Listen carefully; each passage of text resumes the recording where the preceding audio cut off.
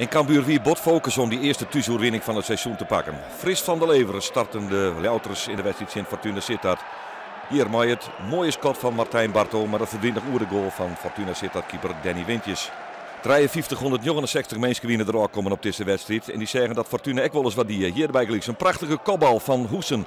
Maar lieke prachtig uit de hoeken tikt terug de keeper van Cambuur, Marco Bizot. Een fantastische redding van deze doelman van Cambuur en Jong Oranje. Is hij bleut het 0-0 en gaat Cambuur weer in de onval. Hier, maar het tikje van Bakker op Van der Heijden. En Van der Heijden vindt Barto. En Barto, ja, dit weer de kans voor de spits van Cambuur. Maar hij leppelt de bal op een latte en de rebound kan terug Melvin de Leeuw. Ik net benut worden. Trainer Alfons Arts zocht dat het in principe wel goed zit. De Ljouters zijn goed wanden in de onval. Hier op een ei, aan de linkerkant. Melvin de Leeuw en het intikkerke van Barto. Krek nog verdediger terug Timothy Dreesen van Fortuna Sittard. En zo winnen er mogelijkheden voor de Ljouters. Maar ook Fortuna Sittard zie het net stil. Mark Wagenmakers hier, die brengt de bal bij Gommans. En een prachtig doelpunt van de spits van Fortuna Sittard. En één keer plukt er hem uit de lucht.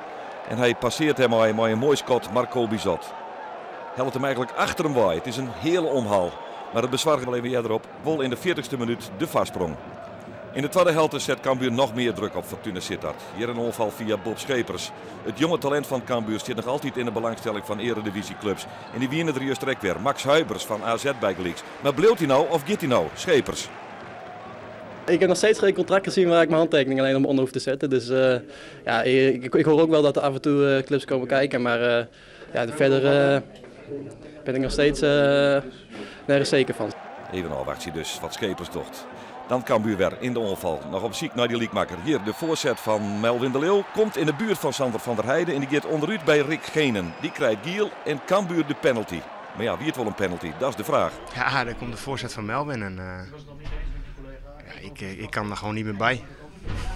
Zo simpel is het. Ik kan die bal gewoon absoluut niet inkoppen of inschieten. En, dus ja, ik denk, ja, wat moet ik doen? En dus ik wacht een heel klein beetje op hem en houd hem heel klein beetje vast. En ja, ik denk, gaan we naar de grond en dan zie je waarschijnlijk het shirtje wel wapperen.